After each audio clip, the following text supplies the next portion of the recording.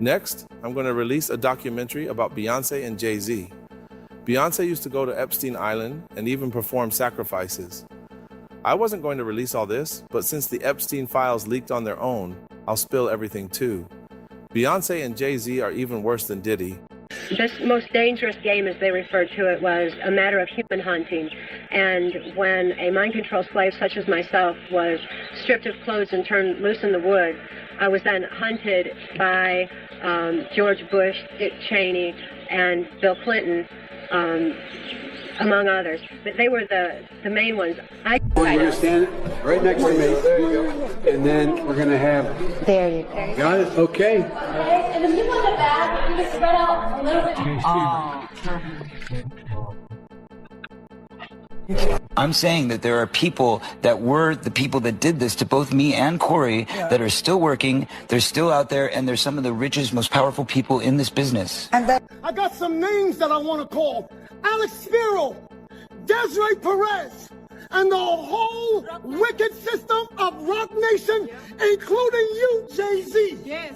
Yes. You who say you rose from the gutter, but you have traded and bartered the souls of young men.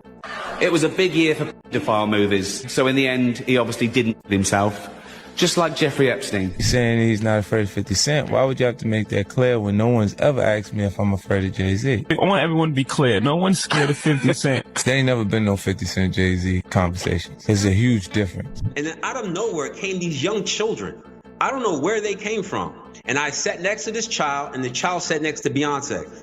So I hear B say something about... I'm not gonna lie, after we found out why Beyonce made a lot of the songs that she did and for what reasons, I'm not shocked one bit to find out that Jay-Z is allegedly listed in the Epstein file. 50 Cent continues to publicly pressure Jay-Z and Beyonce as online speculation intensifies.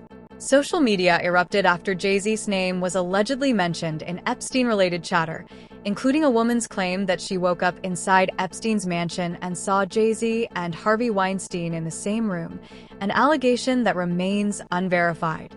As the story spread, 50 Cent hinted online that he was interested in producing a documentary exploring the situation, signaling he did not plan to stay silent. Rumors then circulated that Beyoncé's legal team allegedly warned him to stop posting about Jay-Z and Epstein, though this has not been confirmed. The speculation only fueled further online conspiracy theories, with claims of disappearing posts and media silence adding to suspicions. Meanwhile, 50 continued posting cryptic messages and AI-generated clips suggesting more drama could unfold. The internet remains divided, with some urging Beyoncé to ignore the noise while others speculate about old controversies resurfacing, despite many of the circulating claims remaining unproven.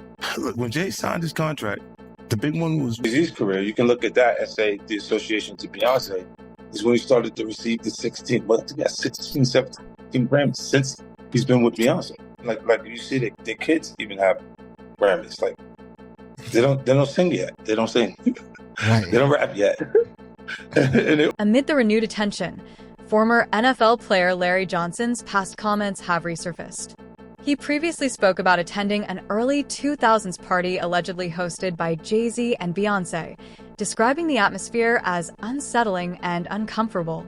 These claims, which were made years ago and remain controversial and unverified, are now being recirculated online as part of the broader social media frenzy. The renewed focus has amplified speculation, even though no concrete evidence has emerged to substantiate the allegations. I did a Rockaware photo shoot in Colorado, and I think it was during the winter time of 06 or 07. And Naomi Campbell was there, actress Jamie King was there, Jay was there, B was there, and he rented this house. And we were supposed to do this rap party for this photo shoot. We rented this house. And we were watching LeBron play. And after the game, it had to have been like 10 or 11 o'clock. So we getting ready to party. Mind you, it's all adults. There was a 13-year-old or a 14-year-old teenage Latin girl that was there. And I think she had to leave because she had school and she had to do homework. But she brought her mother with her. So it was no funny business going on, which I could respect that. So when 11 o'clock hit, we turned on the music, we started drinking. And then out of nowhere came these young children. I don't know where they came from. for a rap party at 11 o'clock at night, drinking loud music and us dancing wild. Like, I don't know where these kids came from. And then I happened to sit down because I was dancing with one of the assistants. And I sat next to this child, and the child sat next to Beyonce. So I hear B say something about, doesn't this look sexy, or isn't this sexy? And in my mind, and mind you, I'm not awakened as I'm awakened now. So in my mind, I'm like, what did she just say? And then I didn't pay no attention to it. And then, you know, obviously the liquor took hold of me and I had to leave. So I said bye to everybody and left. But those kids remained. I don't know if those kids were from the photo shoot themselves, but the fact that these kids came around adults during drinking hours or partying hours was already alarming. Long-standing conspiracy theories about Beyoncé have also reappeared, including claims tying her to mysterious rituals or occult practices, allegations that have circulated for years without proof. Much of this speculation reignited in 2018 when her former drummer, Kimberly Thompson, publicly accused Beyoncé of extreme witchcraft and filed for a restraining order, claiming she felt threatened. The accusations generated significant online attention, but they were never proven in court. Beyoncé's supporters strongly rejected the claims, describing them as baseless and exaggerated, while conspiracy-focused communities continued to amplify them despite the lack of verified evidence. This has been going on since 2006, and it's just been getting worse and worse and worse. And for a very long time, I put this person on a pedestal. I love them. I'd send emails, you know, publicly, happy birthday and all this stuff. And the entire time, this person was casting spells and manipulating me and controlling my job situations, my relationships, just all. The controversy expanded as additional former associates were pulled into online discussions. Fans noticed Beyoncé's longtime dance captain, Ashley Everett, allegedly liking social media posts that critics interpreted as subtle shade, including one suggesting that listening to Beyoncé's music could expose people to dark forces. This sparked speculation, though no direct statements were made to clarify intent. Shortly after, former dancer Katia Sherry posted accusations on Instagram calling Beyoncé a witch and making personal claims.